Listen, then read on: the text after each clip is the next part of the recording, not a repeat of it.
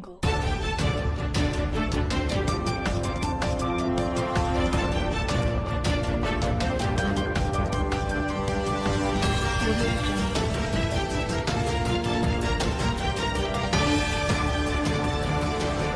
नमस्कार, उज्जवल भारत न्यूज में आपका स्वागत है।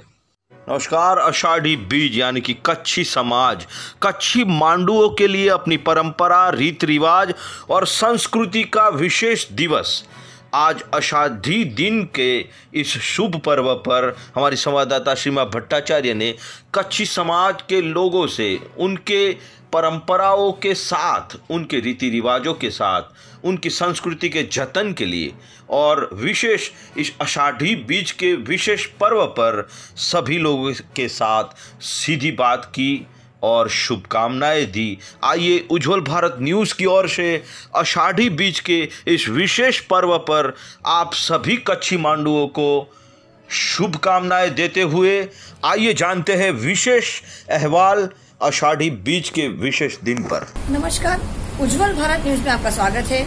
आइए हम आज बात करते हैं, आज कच्छी जो समाज है, आज उन सब का, कच्छी समाजों का आज नया साल है, 9 वर्ष है। तो आज हम बात करते हैं कि कच्छी समाज का महत्व क्या है, आज आषाढ़ी बीज का महत्व क्या है और हमारे देश में, हमारे गुजरात में, स्पेशली गुजरात में कच्छी समाज का क्या महत्व है। आइए बात करते हैं हम। नमस्कार।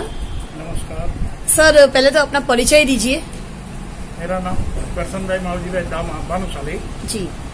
मैं कच्छी भानुशाली समाज का ट्रस्टी हूँ जी। और आप यहाँ पधारे हैं, आपको नूतन वर्ष का अभिनंदन। अच्छा, मुझे ये जानना है, आज जो 9 वर्ष है इसका महत्व कितना है? ये तो बहन जी बहुत लंबा है। हाँ जी। तो इतिहास इसका जी 899 થી 936 વચ્ચેની વાત છે। હા, દર હા। મધ્યાહન સમયે કચ્છના જંગલમાં વિક્યો સંગાર અને કુડગર રબારી નામના 2 મિત્રો આથો ચારી રહ્યા હતા। ओके। आथो मतलब बोले तो बकरी और भेड़ का जो झुंड रहता हाँ, है, हाँ, उसको आथो बोलते हैं हमारे हाँ, भाषा में। हाँ, એ સમયે સઘળા શાંત વાતાવરણમાં થોડે દૂર આવેલા મહાદેવના શિવાલયમાંથી આક્રંદ ભર્યો રુદનનો અવાજ સંભળાયો। અવાજની દિશા તરફ જતા બંને જણાએ સ્વરૂપવાન અંબાર સમી સ્વર્ગની અપ્સરા જેવી મૃત્યુલોકની સ્ત્રી જેવું અલૌકિક સ્વરૂપ ધારણ કરેલી નવયવના જોઈ તે યુવતીનું નામ સોનલ હતું એવી લોકવાયકા છે કે એક બંને મિત્રોએ યુવતીને પૂછી જોયું તો જણાયું કે એ ઇન્દ્રના દરબારમાંથી સ્થાપિત થવાથી મૃત્યુલોકમાં આવી છે અને એટલે જ અથાગ સ્વરૂપ જેટલું બળ ગુણોનો ભંડાર હતી એ કન્યાના રત્ન એ સોનલ કુડગર રબારીએ પાલક પુત્રી તરીકે રાખી।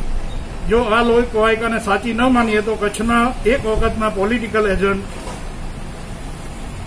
કર્નલ એબરનું કથન છે કે એ અત્યંત રૂપાળી યુવતી યુરોપિયન મૂળની હતી। अच्छा। હવે આ સોનલ પિતાની હાથનું સઘળું કામકાજ કરવા લાગી। એક જગ્યાએ સ્થિર ન રહેતી આ રબારી પ્રજા હાથ લઈ એક ગામથી બીજે ગામ ઘેટા બકરા ઊંટ ભેંસના દૂધના મટકા લઈ વિચાર્યા કરે। એ રીતે આગળ ચાલતા ચાલતા એક દિવસ સોનલ દૂધના મટકા અને ભેંસોને દોરતી બિલાડી ગઢના રાજમહલ પાસેથી પસાર થઈ રહી હતી। એ સમયે રસ્તાની બંને બાજુ લોકોની ભીડ જામેલી હતી। વચ્ચે 2 મજબૂત બાંધાના પાડા ધમસાણ મચાવી રહ્યા હતા। પાડાની વચ્ચે જવાની કોઈની હિંમત ન હતી। લોકો ડરના માર્યા ઉભા રહી આવજાનો રસ્તો તદ્દન બંધ કરી નાખ્યો હતો। સોનલે આ દ્રશ્ય જોયું એ નિર્ભયપણે આગળ આવી અને દૂધના મટકાના સિર પર જ રાખી ભેંસોના દોરડા પોતાના પગ નીચે દબાવી બંને પાડાઓને એક એક થપટ લગાવી એ બંનેનો સગડો મત તે જ ક્ષણે ઉતરી ગયો। बराबर। એ મદમસ્ત પાડા ગરીબ ગાય જેવા બની પોતપોતાના રસ્તે પડી ગયા। સોનલ આડું અવળું ત્યાં જોયા વગર પોતાના માર્ગે ચાલવા લાગી। લોકો કુતૂહલ નિદર સ્વરૂપવાન યુવતીને જોતા જ રહી ગયા। એ સમયે રાજમહેલના ઝરૂખામાંથી બિલાડીગઢનો પ્રતાપી અને પરાક્રમી રાજા આ દ્રશ્ય જોઈ રહ્યો હતો। એક ક્ષણે રાજાને વિચાર આવ્યો કે આટલી સામર્થ્યવાન, અતુલ સૌંદર્યવતી અને શક્તિશાળી સ્ત્રીને પેટે કુમારનો જન્મ થાય તો તે પુત્ર કેટલો પરાક્રમી અને સુંદર વીર પુરુષ બને। बिल्कुल। ઈસવીસન 843માં કંથકોટનો કિલ્લો ચણાઈ ગયો હતો। જામસાડ નામના રાજાએ કિલ્લો અને મળકુઓ ચણાવી પોતાનો મુલક આબાદ કરવા મચી પડ્યો. જામસાડની ચડતી જોઈ અને એનો સાડો ધરણ વાગેલા ઈર્ષાની આગમાં શેકાવા લાગ્યો. તેનું રાજ્ય પચાવી પાડવા એક દિવસ સાડને મિજમાનીમાં બોલાવી દગાથી મારી નાખ્યો. ત્યારે વિક્રમ સંવત 899 જામસાડના મૃત્યુ સમયે તેનો પુત્ર ફૂલકુમાર હજી બાળક હતો. હવે ધરણ વાઘેલાએ ફૂલકુમારને મારવાનો નિશ્ચય કર્યો. ત્યારે ફારક નામની દાસી તેને લઈને સિંધ તરફ ભાગી નીકળી. બરાબર. ધરણ વાઘેલા પાછળ જ હતો. દાસીએ પોતાના પુત્રને રાજકુમારના વસ્ત્રોની અદલા બદલી કરી નાખી. બરાબર. અને ધરણ વાઘેલા દાસી ના પુત્રને રાજકુમાર ફૂલકુમાર સમજીને મારી નાખ્યો. ફારક દાસીની નિમક હલાલી નિભાવી તેને બાંબળસરામાં દુલારા પાદશાહ રાજ્યના લઈ આવી. દુલારા પાદશાહના રાજ્યમાં લઈ આવી. ત્યાં તે મોટો થયો. દાસીએ રાજાને બધી સાચી વાત કરી. દાસીની સ્વામી ભક્તિથી ખુશ થઈને પાદશાહે પોતાની પુત્રીના લગ્ન ફૂલકુમાર સાથે કરાવ્યા. થોડા વર્ષો પછી પોતાના પિતાનું વેર વાળવા, મામાનું વધ કરવા ફૂલકુમાર કચ્છ આવવા નીકળ્યો. કચ્છમાં આવી મામા ધરણ વાઘેલાને ફાંસીએ ચડાવી મારી નાખ્યો. કચ્છ બન્નીના એક ડુંગર પર સારું સ્થાન જોઈ ત્યાં પિતાની જેમ જ કિલ્લો ચણાવવાનું શરૂ કર્યું. નામ રાખ્યું ગોલાડીગઢ. કિલ્લો તૈયાર થયો, વિકસ્યો. થોડા વર્ષો બાદ એક દિવસ રાજમહલના ઝરૂખામાંથી રાજા જામ ફૂલની દ્રષ્ટિ પાડાને થપાટ મારતી અત્યંત સુરક્ષવાન યુવતી પર પડે છે. એ યુવતી એટલે સોનલ. રાજા જામ ફૂલ અને સોનલના લગ્ન થયા. રબારીની અપ્સરા જેવી દીકરી રાણી થઈ. જામફૂલને અન્ય 4 રાણીઓ હતી. જામફૂલને અને સોનલને પુત્ર લાખો જન્મ્યો. તે અત્યંત સ્વરૂપવાન અને નીડર સોનલ અને લાખો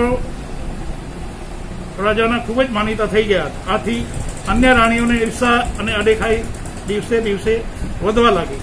વર્ષો વીતવા લાગ્યા. લાખો મોટો થતો ગયો. વસંત ઋતુના સમયે રંગમાલયમાં વસંતનો ઉત્સવ ઉજવાઈ રહ્યો હતો. સૌ એકાએક પર કેસુડાના લાલ રંગની પિચકારીઓ છોડી રહ્યા હતા. લાખાકુમાર પોતાની ભાભીઓ સાથે રંગે રમી રહ્યો હતો. રંગ ઉડાડતા ઉડાડતા પોતાની ઓરમાન માતા સોઢી રાણી પાસે પહોંચી ગયો. રંગ નાખી બેઠો. રાણી ગુસ્સે થઈ અને સાવકો દીકરો માતા પર રંગ નાખી કઈ રીતે શકે. લાખાએ પગમાં પડીને માફી માંગી. સોઢી રાણી કોપાયમાન થઈ ગઈ. જામફૂલને ફરિયાદ કરી અને પોતાની સાથે હોળી ખેલવાની મર્યાદા લાખાએ ઓળંગી છે એ જાણીને જામ ઉશ્કેરાઈ ગયો. લાખાને એક પણ શબ્દ સાંભળ્યા વગર પોતાના સૌથી વાલી રાણીના કુંવરને આવેશમાં આવી બોલી ઉઠ્યો, જા તું, હું તને દેશવટો આપું છું, નીકળી જા મારા દેશમાંથી. લાખાનું અંતર કકડી ઉઠ્યું અને તિસ્કૃત થયેલો લાખો ત્યારના રિવાજ મુજબ કાળા ઘર ઘોડા પર કાળા લુગડા પહેરી અને સીમા બહાર નીકળી ગયો. લાખો ફરતો ફરતો સામતસિંહ ચાવડાના અણહિલપુર પાટણ પહોંચ્યો. એ સમયે ત્યાં રાજપટ પરથી ભારે અશાંતિ અને તંગદિલી સર્જાઈ હતી. લાખાએ પોતાના પુણ્યથી કાર્યકુશળતાથી રાજ્યમાં શાંતિ અને સમૃદ્ધિ પાછળ લાવ્યો.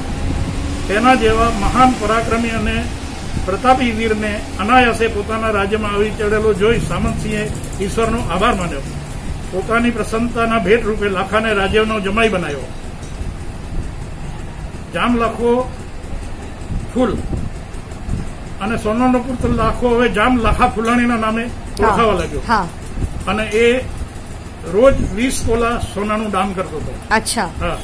લાખાના કચ્છ છોડી ગયા પછી કચ્છમાં ઉપરા છાપરી હોનારત સર્જાવા લાગી. જામફૂલની રાણી દાણ વાઘેલીને ખુદને પેટમાં કટારી મારી મૃત્યુ પામી. ફૂલ જામ પોતે સ્વર્ગવાસી થયા. વરસાદ તો લાખાની વિદાયથી જાણે રિસાયો જ હોય તેમ બિલકુલ બંધ થઈ ગયો. પશુપાલકો સિંધ અને કાઠિયાવાડ જવા લાગ્યા. બાકીના પશુઓ ટપોટપ મરવા લાગ્યા. ખેડૂતની આવી દુર્દશા અને અગાઉ ક્યારેય થઈ નહોતી. આખા કચ્છમાં ભયંકર દુષ્કાળે ત્રાસ બોલાવ્યો. એક વખતમાં ફૂલો કચડો બેહાલ સ્થિતિમાં આવી પડ્યો. ફૂલ્યો ફાલ્યો કચડો બેહાલ સ્થિતિમાં આવી પડ્યો. આ સંજોગોમાં જામફૂલના કુમારો પ્રજાને રાહત આપવાની શક્તિ કે તેજ ન હતું. હવે કચ્છની પ્રજાને લાખો સાંભળ્યો. લોકોને થયું આપણે જે રાજાએ એને હદબાર કર્યો છે, સીમા બહાર, તો પાછો ફરે તો આપણી હાલત સુધરે. બરાબર.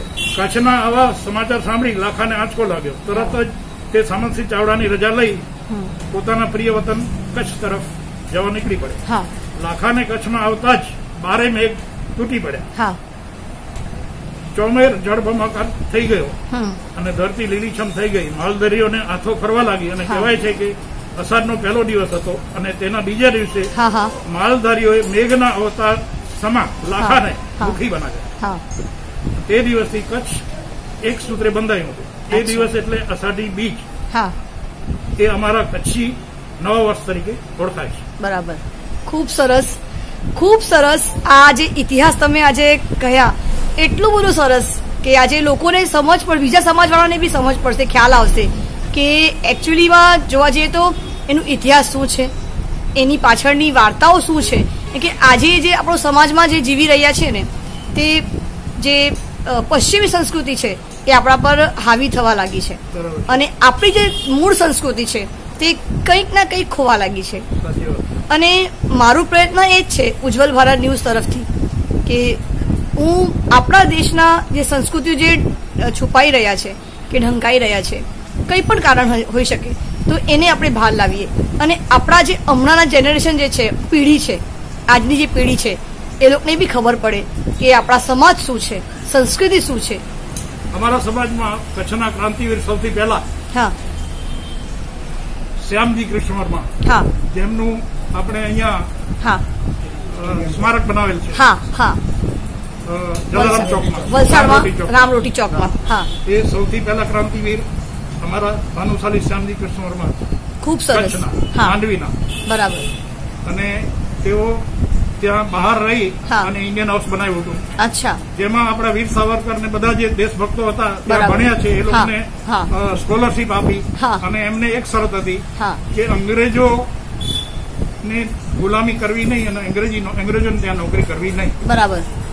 અને આ બધાને ત્યારે એ લોકોએ જે શ્યામજી કૃષ્ણ વર્મા હતા એમણે છે તે બધાને ત્યાં પોતાનું ઇન્ડિયન હાઉસમાં રાખ્યા, બધાને ભણાવ્યા, સ્કોલરશીપ આપી અને બધો ખર્ચો વેઠ્યો. અને પછી ઉંમર થવા લાગી એટલે એમણે છે તે ત્યાં જીનેવામાં પણ એમનું પોતાનું એ પ્રેસ ચાલુ કરેલું ને આપણે અંગ્રેજોની વિરુદ્ધ બધી ચળવળ ચલાવેલી. ત્યારે આ બધા જે આપણા દેશભક્તો હતા એ લોકોને સપોર્ટ કર્યો અને ત્યારથી અમારી જે કચ્છી પ્રજા છે તે દેશભક્ત છે. બરાબર. અને દેશના વિકાસ માટે આપણે ઇતિહાસ જાણ્યો, દેશના વિકાસ માટે જેટલું હું જાણું છું કે કચ્છી સમાજ ખૂબ ખૂબ જે રીચ કહેવાય છે, પૈસાદાર હોય છે, જે રીચ હોય છે, ખૂબ મહેનતી બી હોય છે અને ગણતરીના આંકડામાં જો આપણે કહેવા જઈએ તો ગણતરીમાં એ ક્યારેય ભૂલ ન કરે. વાત સાચી છે, ગણતરીમાં ભૂલ ન કરે અને બિઝનેસ જે હોય ત્યારે બી જરૂર પડે ત્યારે ખડે પગે તૈયાર રહે, તન મન ધનથી સાથ સહકાર બિલકુલ આપે છે. તો આપણું જે કચ્છ છે, જે રણ પ્રદેશ છે અને જે આપણો ગુજરાતનો એક બહુ મોટો પ્રાંત કહેવાય કચ્છ, તો એના વિશે થોડુંક જાણકારી આપજો. અમારું કચ્છ પ્રદેશ કુદરતી એના પર વરસાદ પર ત્યાં ખેતીવાડીનું કામકાજ છે. બરાબર. જોકે હવે 2001 પછી મોદી સાહેબે ત્યાં ઉદ્યોગ સ્થાપ્યા. બિલકુલ. ત્યાર પછી થોડું ફરક છે, તો છતાંય અત્યારે બધી જે વધારે પડતું ખેતી થાય છે ત્યાં. બિલકુલ. કુદરત પર આધાર રાખે છે. બિલકુલ. વરસાદ થાય તો ખેતી થાય, નહીં તો દુષ્કાળ પડે. અને આ વિષય પર આપણે જો આજે ચર્ચા કરીએ તો આજે તમે તહેવાર આજે જે ઉજવો છો એમાં ખાણપીણ કંઈક વિશેષ કઈ બનાવવામાં, વાનગીઓ બનાવવામાં આવે છે ખરી? હમણાં તો બધું નવા જમાના પ્રમાણે બનાવે છે. પહેલા જૂના જમાનામાં હતું ત્યારે ખીર, પૂરી અને મિષ્ટાન બનાવતા અને તે દિવસે વરસાદ આવ્યો હોય તો પોતાના બળદોને શણગારી અને એનું પૂજન કરી બરાબર અને ખેતીનું કામ શરૂઆત કરતા. ખૂબ સરસ. અને એક હજુ એક પ્રશ્ન છે મારા મનમાં કે આજે તહેવાર આપણે ઉજવીએ કચ્છી બીજ, આષાઢી બીજમાં, વ્યવસાય ક્ષેત્રે આમાં કંઈક એવું કઈ નવીનતા છે આ તહેવાર માટે કે આપણે કંઈક શરૂઆત કરીએ? આમાં વ્યવસાયનું કઈ શરૂઆત છે એવું કઈ છે? આમાં વ્યવસાયમાં તો તમે કરી શકો, કારણ કે આ સારો દિવસ છે. અને સારો દિવસ છે એટલે કોઈ બી વ્યવસ્થા તમે કરો તો એમાં કઈ વાંધો આવે નહીં, મુહૂર્ત જોવાની કઈ જરૂર પડતી નથી. ખૂબ સરસ, ખૂબ સરસ. આજે જે આપણી વાત થઈ એટલી સરસ વાત થઈ, कच्छी समाज विषय આપણે જાણી લીધું. नमस्कार, आइए हम आज बात करते हैं कच्छी समाज के एक और व्यक्ति से जो हमें कच्छी समाज के बारे में, कच्छी समाज और उसकी कुछ यूनिक बातें, जो अद्भुत बातें हैं, उसके बारे में बताएंगे। आइए हम बात करते हैं। हम बात कर रहे हैं आज दिनेश भानुशाली जी से। तो वो हमें कच्छी के बारे में, समाज के बारे में, आज जो 9 वर्ष है कच्छी समाज का, तो उसके उपलक्ष्य में आज हमें कुछ ऐसी बातें बताएंगे जो बहुत अद्भुत बातें बताएंगे कच्छी समाज के बारे में। जिस तरह से इन्होंने कहा है कि कच्छ एक ऐसा प्रांत है देश का जहां पे कभी अंग्रेजों ने राज नहीं किया हो। तो आइए सुनते हैं उनके शब्दों से। सर, कच्छ की जो बातें हैं, पहली बात तो ये है कि कच्छ जो है बहुत निराला प्रदेश है और कच्छ की बातें भी इतनी निराली है। एक हमारे लिए एक गौरव की बात है कि पूरे देश के अंदर अंग्रेजों की हुकूमत थी, उसी टाइम में भी कच्छ के अंदर अंग्रेजों की हुकूमत नहीं थी। और दूसरी खास बात ये थी कि जब भारत के अंदर जो करेंसी चल रही थी, इसके अलावा कच्छ के अंदर कच्छ की खुद की करेंसी चल रही थी, जिसको बोला जाता था त्रांबिया, कोरी, ऐसा जो 2-3 जो चलन था, जो करेंसी थी, वो कच्छ के अंदर प्रचलित थी। और वो हिसाब से सब लोग अपने आपस में सब ये आर्थिक व्यवहार ये करेंसी के हिसाब से करते थे। और कच्छ की जो बात है तो एक है, तो पूरे शायद गुजरात की बात करो या भारत की बात करो, कच्छ के अंदर जितनी मुश्किली, जितनी विडंबना, कुदरती आफतें जो कच्छ के ऊपर आती है, कभी धरती कंप आता है, कभी समझो कि सुनामी आ जाती है कच्छ के अंदर। शायद ऐसा एक ही प्रदेश ऐसा है जहां पे भी कुदरत अलग अलग वैरायटी के तूफान वहां पे भेज देती है। ये तूफान जो झेलते झेलते कच्छ के जो आदमी है वो भी इतने खड़तल हो गए हैं कि कच्छ का आदमी को बोला जाता है कि वो धरती के अंदर जो एक मुक्का मारेगा ना, तो धरती से वो पानी निकाल सकता है। इतना कच्छी आदमी मजबूत रहता है, बॉडी के अंदर भी इतना मजबूत रहता है और दिमागी भी संतुलन जो है वो कच्छ की सबसे ज्यादा रहती है, बहुत बढ़िया रहती है। चाहे कितनी भी तकलीफें आ जाए, लेकिन कच्छी जो आदमी है, कच्छी जो माड़ू है, वो कभी डरता नहीं, कभी हिलता नहीं और कभी मुश्किल के सामने कभी झुकता नहीं है। जी, और भौगोलिक दृष्टि से आपने कुछ कहा था कि कच्छ में एक ऐसी एक विशेषताएं है भौगोलिक दृष्टि, वो क्या है सर? कच्छ के अंदर, कच्छ का जो प्रदेश है, इसके अंदर रण जो है, डेजर्ट, वो सिर्फ आपको कच्छ में ही देखने के लिए मिलेगा, पूरे भारत में आपको कहीं नहीं मिलेगा। कच्छ के अंदर रण है, फिर समुद्र है और पर्वतें हैं। ये 3 चीजें हैं, सभी जगह के आपको कहीं भी एक ही साथ में नहीं मिलेगी। लेकिन कच्छ के अंदर ये तीनों विशेषता है कच्छ की, ये 3 चीज कच्छ में एक साथ में मिल रही है आपको देखने के लिए। जंगल विस्तार भी कच्छ में पाया जाता है। कच्छ में भी जंगल विस्तार है और अभयारण्य भी है, जो गुड़खर जो हम बोलते हैं, गुड़खर का अभयारण्य भी कच्छ के अंदर है। जी, और उसकी जो आपने करेंसी की बात करी है जी, उसको थोड़ा और आप एक्सटेंड कर दीजिए। कच्छ के अंदर का जो करेंसी, बहुत सालों तक ये कच्छ के अंदर ये करेंसी चली थी जी। जब तक ये वहाँ के राजाओं का शासन था जी, तब तक वहाँ पे कच्छ की करेंसी चली थी। उसके बाद में जब भारत आजाद हो गया तो भारत की जो करेंसी थी वो कच्छ के अंदर भी अभी वो चलने लगी और जो कच्छ की जो करेंसी थी वो कैंसिल हो गई थी। जी, और क्या ऐसी वजह रही होगी कि अंग्रेजों ने कच्छ पर राज नहीं किया, पूरे हिंदुस्तान में राज किया, शासन किया, एक कच्छ को बाकी रख दिया? क्या ऐसी वजह रही होगी? कच्छ के अंदर में ऐसा है कि जब आपको कच्छ में एंट्री करनी है तो कच्छ के एंट्री के समय में सामख्याली जो कच्छ का पहला गांव आता है जी, तो वहाँ पे आपको जो रण है वो वहीं से शुरू होता है जी, और रण पास करने के बाद में आप कच्छ में एंट्री कर सकते हैं जी। कच्छ का एक ही प्रवेश द्वार था जी। वो हिसाब से, मेरे हिसाब से अंग्रेजों के ध्यान में ये बात आई होगी और सोचा होगा कि ये तो एक रण प्रदेश है, मुश्किल एरिया है, वहाँ पे कोई आबादी में इतना कोई खास जोश नहीं है, लोगों के पास में इतना कोई पैसा नहीं है जी। तो इस हिसाब से शायद उन लोगों ने इसके ऊपर ध्यान नहीं दिया होगा जी। और बाकी का जो भारत और गुजरात के अंदर के जो ऐसे जो रिच जो सिटी थे, एरिया थे, उसके अंदर उसने ध्यान देके वहाँ पे उन लोगों ने अपना हुकूमत जमाया, लेकिन कच्छ के अंदर वो लोग नहीं पहुंच सके जी। मेरा ये सवाल है आपसे कि कच्छी समाज ने जो विकास के अंदर जो सहयोग किया है, और उसके बारे में आप कुछ शब्द कहिए। कच्छ की जो प्रजा है, मैंने आपको बताया कि खमीरवंती प्रजा है। कोई भी धंधा कच्छ की प्रजा कर सकती है जी। आज हम देखने के लिए जाए तो कच्छ के अंदर के जो लोग हैं वो अभी पूरे भारत के अंदर फैल गए हैं जी। आप कहीं भी कोई भी प्रदेश में जाओगे, कोई भी एरिया में जाओगे तो अचूक आपको कोई न कोई कच्छी वहां पे मिलेगा। और उन्होंने मेहनत से कच्ची आदमी कभी डरा नहीं है, मुश्किल से कभी आदमी डरा नहीं है। उसको जो चांस जहाँ पे मिला है वो उसने लेकर उसमें से मेहनत करके अपना एक धंधा, नए नए धंधे में कच्छी लोग आए हैं। और एक सबसे आपको एक बड़ा उदाहरण दूं तो जो स्विच, इलेक्ट्रिक जो स्विच है जी, जो एंकर के नाम से जो प्रचलित है जी जी जी, वो पहली बार इंडिया में इंट्रोड्यूस करने वाला जो एंकर ग्रुप था वो भी एक कच्छी है। जी बिल्कुल, बहुत बड़ी बात है ये।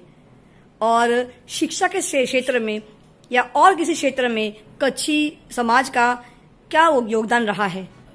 जो भी शैक्षणिक जो क्षेत्र है अभी कच्छ के लोग उसमें भी कोई पीछे नहीं है। बिल्कुल, बहुत ही हमारे समाज, कच्छी समाज में से डॉक्टर्स हुए हैं जी, वकील हुए हैं जी, अपना इंजीनियर्स हुए हैं जी। और शायद आपने सुना होगा कि बॉम्बे के अंदर जो कल्याण स्टेशन है जी, वो कल्याण स्टेशन बनाने वाला कच्छी आदमी कल्याण जी भाई था। ओके।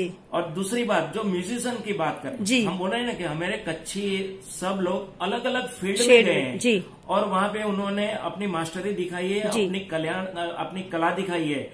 तो फिल्म लाइन के अंदर जी कल्याण जी आनंद जी एक मशहूर म्यूजिशियन है। बिल्कुल बिल्कुल, वो कच्छ के हैं। बिल्कुल, बहुत बड़ी बात आपने कही है। और आज के उपलक्ष्य में, आज जो कच्छी समाज का जो नया साल है, आप उनको क्या उपदेश या क्या कहना चाहोगे आप? कच्छी समाज जो है वो एक तो परिश्रम से डरता नहीं है और जो हर एक क्षेत्र के अंदर जी आगे बढ़ता जाता है।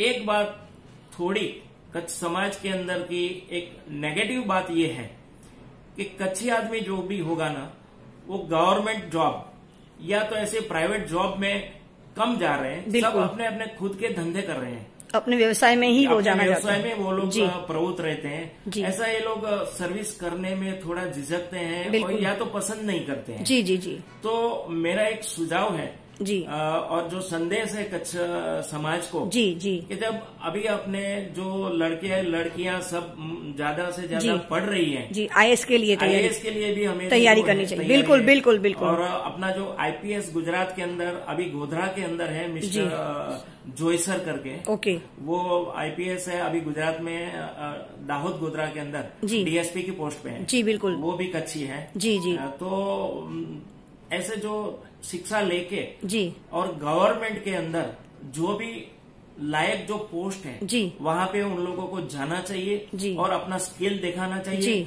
और हमारे पास में जो एक ऑनेस्टी है जी, एक जो मेहनत है जी, तो वो अपने देश के लिए उसको काम में लगाना चाहिए जी। बिल्कुल। तो आज नव वर्ष के उपलक्ष्य पर आप विश कर दीजिए पूरे समाज को, पूरे देश को विश कर दीजिए। कच्छी नई साल आषाढ़ी बीज जो है, तो इस पर्व के दिन में मेरा जो कच्छी समाज है, हर एक कच्छी भाई बहनों को मैं कच्छी नए साल की बहुत बहुत बधाई देता हूँ। साथ में कच्छ एक प्रांत है, लेकिन वो तो गुजरात में है, वो भारत में आया है, तो पूरे गुजरात और भारतवासियों को भी आज ये नए साल की जो आषाढ़ी बीज की एक नए साल की जो हमारी शुरुआत हो रही है, सबको इस पर्व की मैं बधाई दे रहा हूँ। और उसके साथ में अलावा एक चीज और भी है कि पूरे भारत के अंदर आज जगन्नाथ जी की यात्रा, रथ यात्रा निकलती है।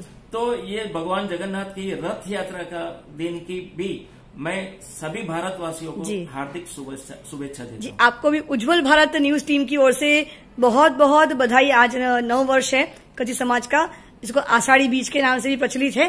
तो आप सबको बहुत बहुत बधाई उज्जवल भारत सीमा भट्टाचार्य की ओर से, पूरी टीम की ओर से। थैंक यू सीमा बहन, बहुत ही आभार आपका, धन्यवाद। आइए हम आज बात करेंगे कच्छी संस्कृति के बारे में।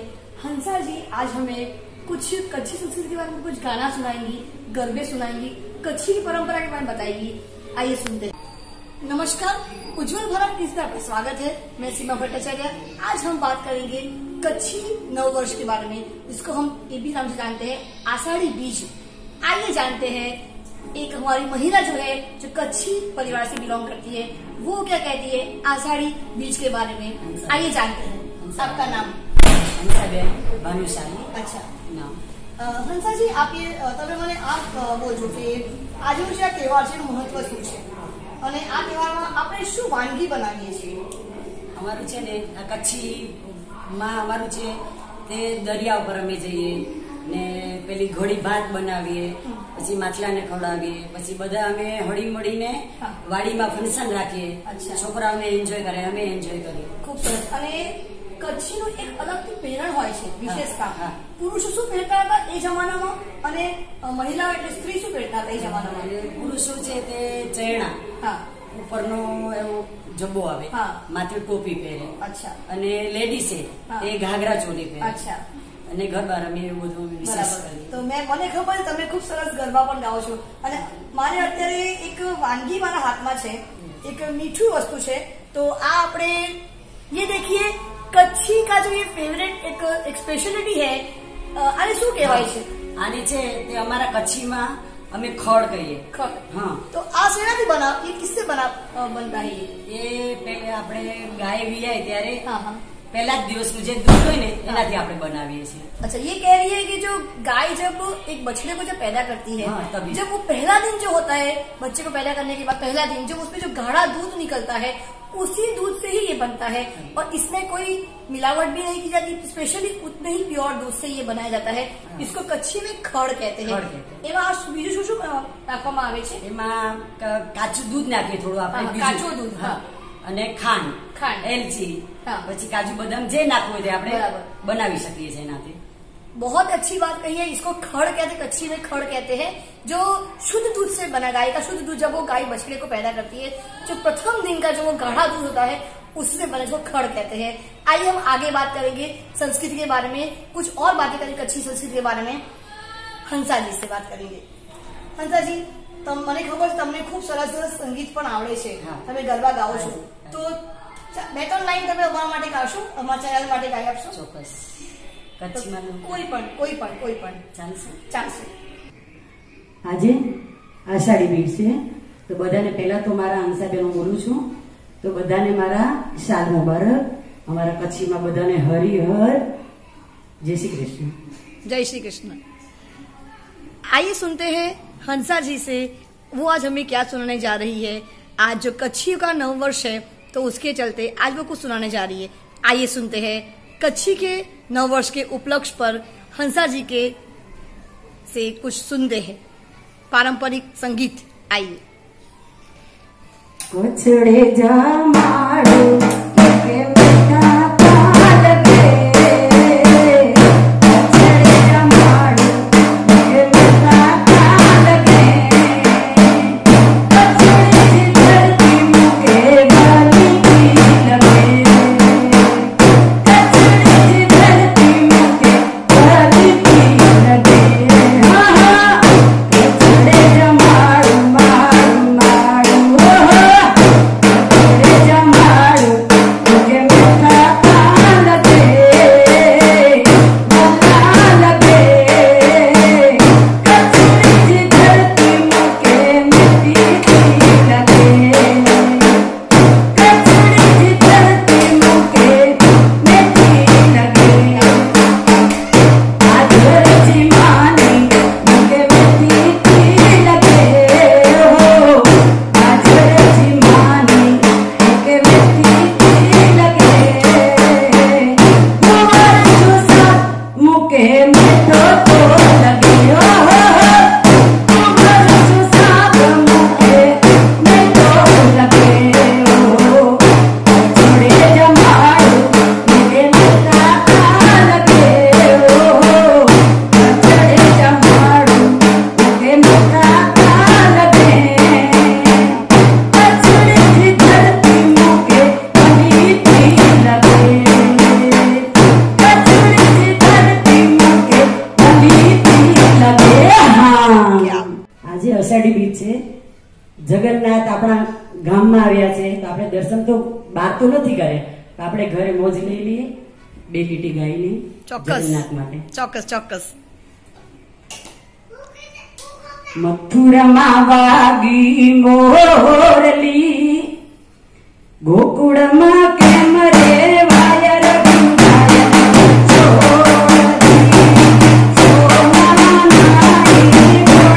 જગન્નાથ પિતા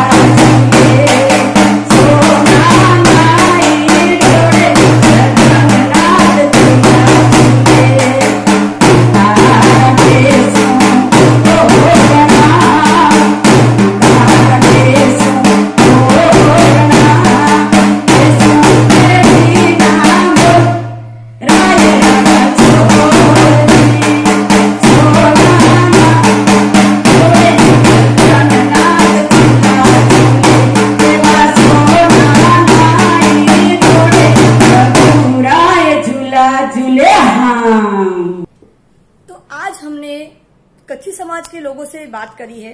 तो आज आपने देखा कितनी सारी बातें आज एक समाज के बारे में हमें जानने को मिली है जो हमारे ही भारत देश का एक हिस्सा है। और बहुत सारी सबसे बड़ी बात जो आज भानुशाली जी ने कही है वो ये थी कि हमारे देश का एक ये प्रांत था, जब शासन हो रहा था अंग्रेजों का, तो ये प्रांत को अंग्रेजों ने कभी भी शासित या नहीं कर पाए। ये बहुत बड़ी बात थी। और सबसे बड़ी बात ये भी थी कि कच्छी समाज का खुद की करेंसी थी उस समय पर, जब हमारे देश में जब अंग्रेजों का शासन हो रहा था। तो ये एक बहुत बड़ी महत्व की बात है जो हमें आज पता चली है। उज्जवल भारत न्यूज, देश की प्रखर आवाज। बने रहिए उज्जवल भारत न्यूज के साथ, सिनेमा चैनल वलसाड़ से। धन्यवाद, नमस्कार।